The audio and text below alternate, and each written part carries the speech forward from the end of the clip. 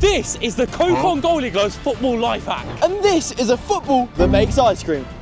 Which are just 2 of 100 life hacks me and Luke will be going head to head with to see who can prove the most in the ultimate football life hack battle. Let's go! And we're starting with round 1, where we'll be testing out life hacks for your football boots. I'm up first, and my first hack involves putting polystyrene in your football boots. Let me explain. Okay, so what I'm doing now is the first football life hack I'm bringing to the table, quite literally. This is meant to be used when you bought a pair of football boots and they're too big. So you're effectively adding another insole to your shoe to pad it out. Gotta bear with me here. Yeah, it's not really a promising first go, is it? Yes. Hey! Okay, so I bought these boots, which are a size 10, and we're gonna test them out. It's a good idea on paper, or should I say polystyrene. But I've got to put this to the test. If this snaps after running about for a bit, then this hack is flawed. All right, so these boots are a size up for me. So let's see if the polystyrene really makes them fit. And, oh, you know what? They're actually a bit too tight almost. But it does mean they work, maybe a bit too well. Let's just hope that they don't crack. So Luke tested these for 5 or 10 minutes and put a lot of pressure on that right boot that had the polystyrene in. And the verdict is... Oh, there's a few cracks, but it has stayed intact. All right, fair enough, mate. I mean, I did try my best to disprove this, but they did come out victorious against me. So that's a point to me for my first life hack. But let's see what Luke's got up his sleeve. So I've actually got something pretty similar to match, but this is when the boots are too small for you. So last night, I put these boots that are too small for you in the freezer and left them overnight because it's meant to expand them. Not only this, but this is meant to take away any nasty odours because cold temperatures actually kill bacteria. So I've killed 2 birds in 1 stone here. What are you saying? My boots stink. Oh, yeah. Okay, so if these boots fit me, you're proven right and get a point, and if not, I go into the lead. Now, I wanted this to work because I got these boots and they were so nice, but they're just way too tight for me to wear. One thing I would say was that they were still a bit wet though, so if you're going to try this, give them enough time to dry. But they definitely fit me a lot better, so that's a point to Luke. Okay, so up next, I'm going to be putting candle wax on this boot. Now, you might think I've gone mental, and right now it probably looks like I have, but apparently this creates a protective coat around your boot and makes them water resistant. So I put this to the test on the knitted parts of the boots, which would absorb water the most, and it bounced straight off, and the boots remain dry. You heard it here first. Ben Nuttall exclusive. No more water seeping through your boots and giving you soggy socks. Follow that. Can't believe that actually worked. All right, so mine's a little bit more practical than that. All you need is a spoon and a boot. Come with me. So this is for those boots that you struggle to put on. All you've got to do is fit the spoon in. Bob's your uncle, and your boots fit. All right, let me try this. Oh, fair play. That's actually quite useful. So that's a football life hack to try home, and 1 point for me. So the next boot hack involves an eraser. So you use this on boots that have black AstroTurf stains on, and apparently this is the best way to clean them off. I've got to say, man, that's actually quite cool. Ooh, right, so I've just focused on this one strip, and that's visibly whiter than the other parts. Yeah, this is one we can definitely use because our boots are always getting Astro stains on. You're welcome.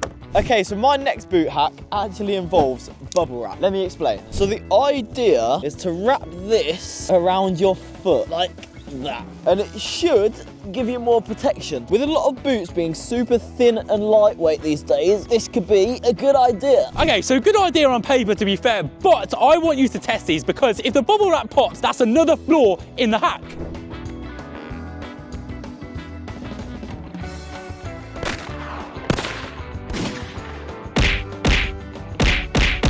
Time for the grand reveal. I don't think it's popped. I think some have. Wait, if we actually just do this. Oh, So you can tell most of them fair enough. haven't popped. That sound doesn't lie. That's a point to me. Okay, so I think it's time for me to bring the lemon out. And I've also got an old pair of musty boots that stink. These are his, by the way. Because when you put the lemon skin inside, it's meant to remove the odour. Because citrus removes smell. I can't smell anything anymore. Is that a point to me then? Okay, in it goes. You do with oranges as well. And you just stop talking. We're just talking for the sake of talking. Okay, there she goes. That's all of it. So let's leave these for 5 minutes and we'll come back to them. You good? Great, so now we got a half-eaten lemon to go with it.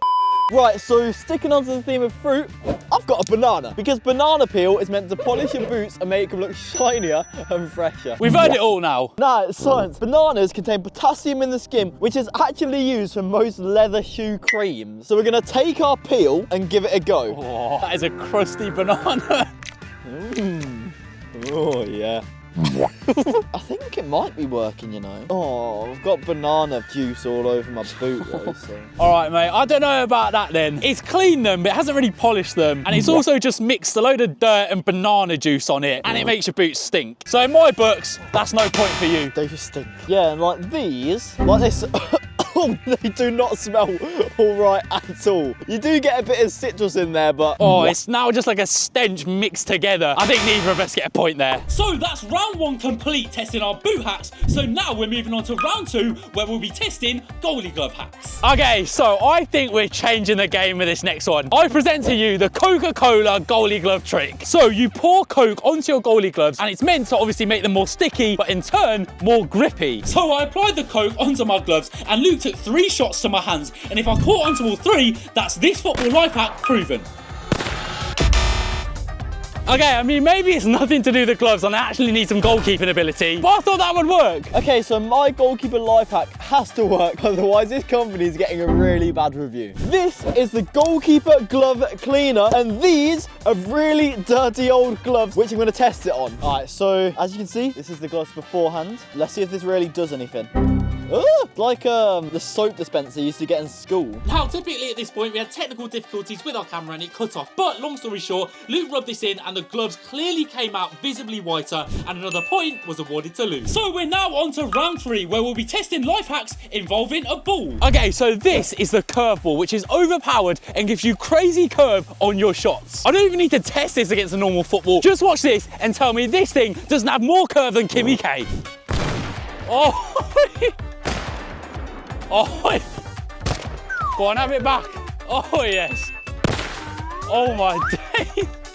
This ball really hacks the system. So that's a point for this ball hack. Okay, that's cool. But have you ever seen a football that makes ice cream? If this works, this might be my favourite life hack of the day. So Luke put the ingredients into the football that were on the instructions, which was ice, sugar, cream and salt. And fastened the lid securely because we then had to kick the ball around for 5 minutes to mix everything in there about. Right, are you lot ready for me to make history?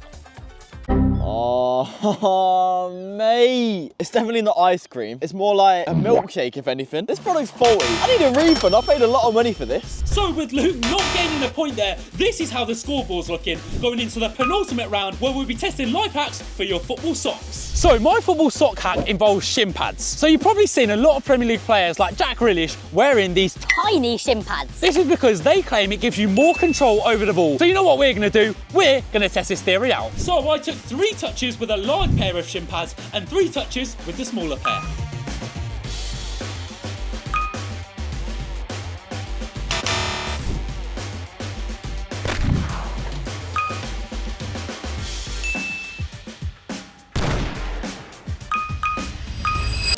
Looks like Grealish could be on something here, although I don't know if I fancy wearing these in Sunday League.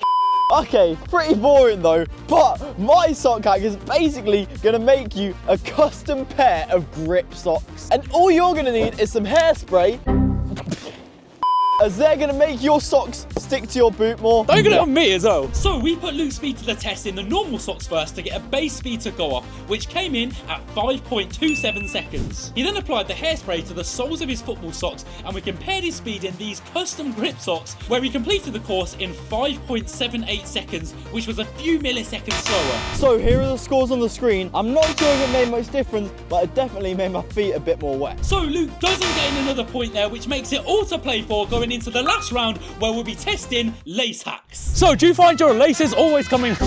Do you find your laces coming undone and you have... Okay, do you find your laces always coming undone and you have to interrupt your session all the time to do them back up? I feel like a salesman here. Well, I present to you the ultimate football life hack, lace covers. These bad boys are meant to prevent your laces from ever coming undone. Well, yeah, but they probably make you look like a bit of a neek though, innit?